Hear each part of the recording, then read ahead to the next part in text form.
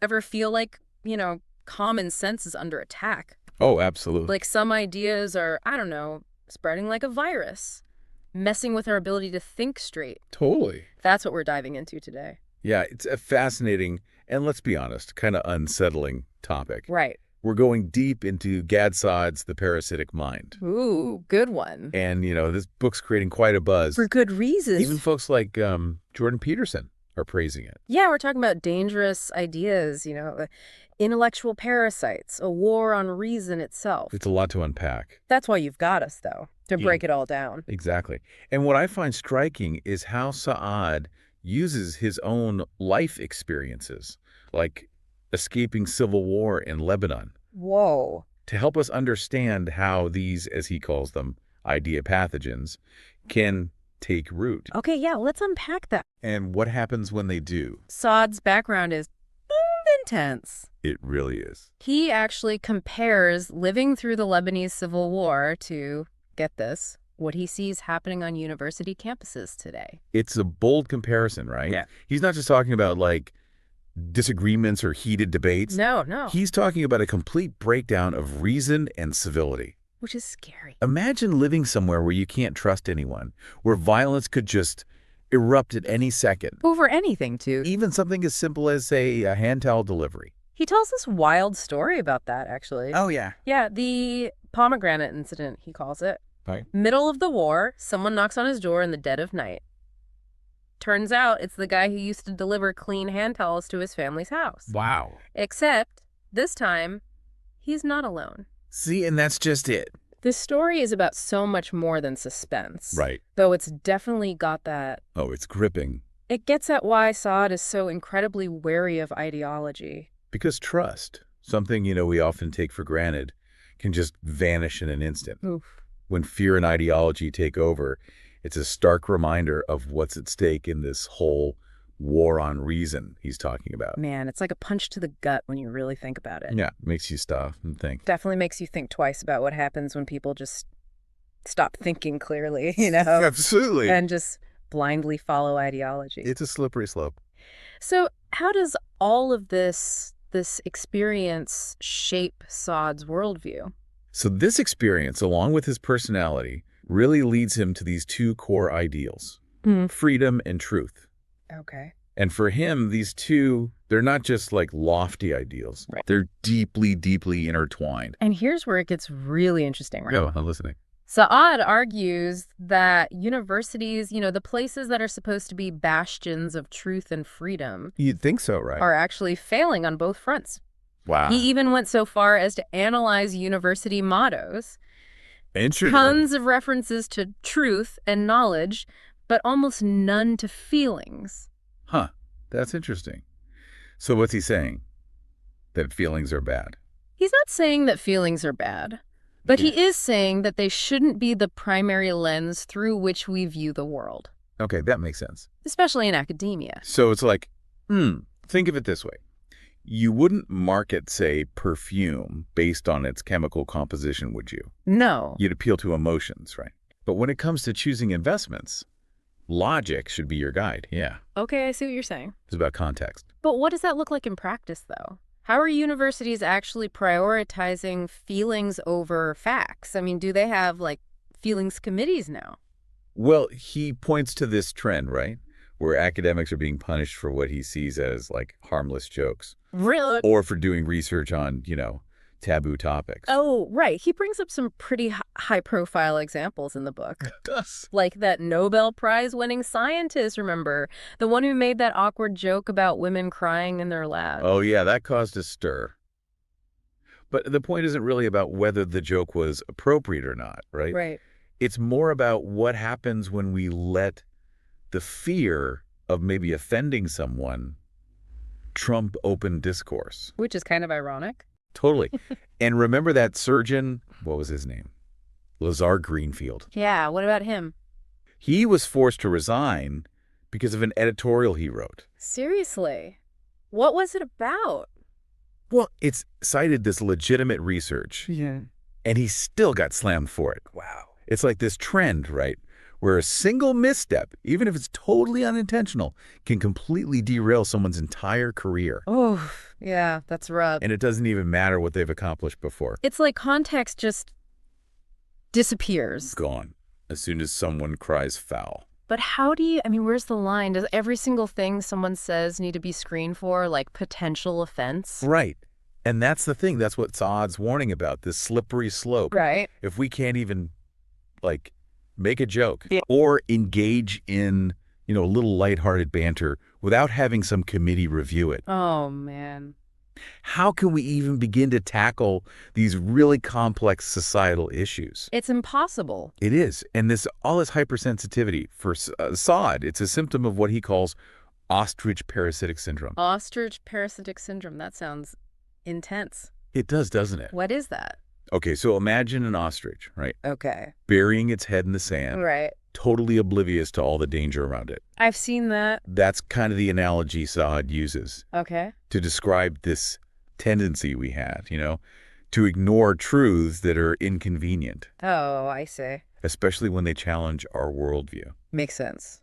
And he argues that this whole syndrome, it's fueled by certain ideologies. So what are these, like, idea pathogens that are making us bury our heads in the sand? What are they specifically? He points to postmodernism, radical feminism, and then like identity politics as being prime examples. Okay. Now, before we really dive into the specifics, Yeah. it's important to remember that just because you're critiquing an ideology Right. doesn't mean you're condemning everyone who, associates with it. Of course. Saad's argument is more that these schools of thought, while, often well-intentioned, Sure. can sometimes, prioritize subjective experiences over objective truth. And that's problematic. Why? What happens then? Because if we completely reject this idea of objective truth, right, Okay. then every interpretation, it becomes equally valid, Oh, boy. even if it's demonstrably false. So anyone can just say anything and it's true. Basically, yeah. It's like saying the earth is flat, right? Right. It doesn't matter what kind of evidence you throw at them. Right. Their truth, it's just as valid as yours. Okay. Yeah, I see how that could get messy really quickly. It does. But how does this ostrich parasitic syndrome actually, like, what does it look like in the real world? Okay, so one example that Saad talks about is this increasing focus on safe spaces and trigger warnings. Okay. And, while the intention might be to protect people from emotional harm, Sure. the unintended consequence, he argues, can actually be the stifling of intellectual exploration. Oh, interesting. That's like saying we're only going to discuss topics that everyone already agrees on. Which isn't very interesting. Yeah, it doesn't leave much room for growth or discovery, does it?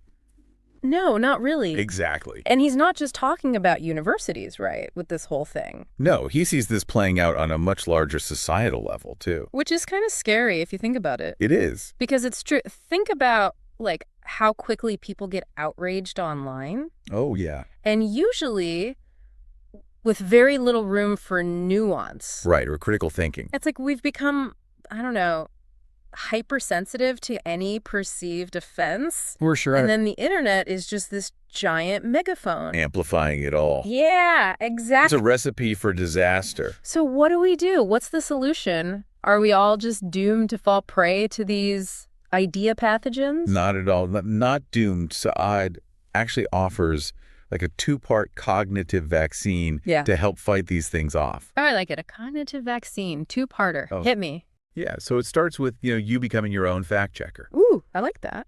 Right, because we're just bombarded with information constantly these days. Constantly. So step one is cultivating, that healthy skepticism. Be skeptical. Okay. Right. Don't just accept everything you read or hear, especially online. Oh, especially online. Right. Dig a little deeper, look for the evidence. Okay. And be wary of anyone who's presenting themselves as like the sole holder of truth. Yeah, good point. Because that's never a good sign. Red flag. Big time. And that actually leads perfectly into step two. Okay. What is it?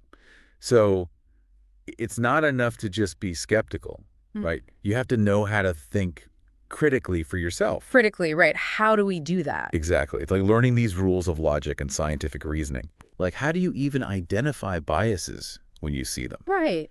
How do you evaluate evidence? Important. How do you know the difference between a fact and someone's opinion? Ooh. That's are all skills that we can learn and hone. We can learn those. Absolutely.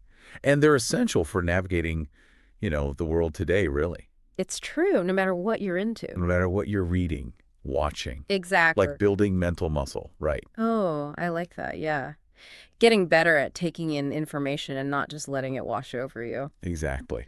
Okay, but I mean, this doesn't mean we should just shut down conversations or refuse to talk to people who have different viewpoints. I know, absolutely not. Because that's the ostrich in the sand. Exactly. It's like what we were talking about earlier. Sometimes those knee-jerk reactions, that is the idea pathogen taking over. Exactly. That's it taking hold. We don't want that. No, because Saad's argument is that true intellectual growth Okay, yeah.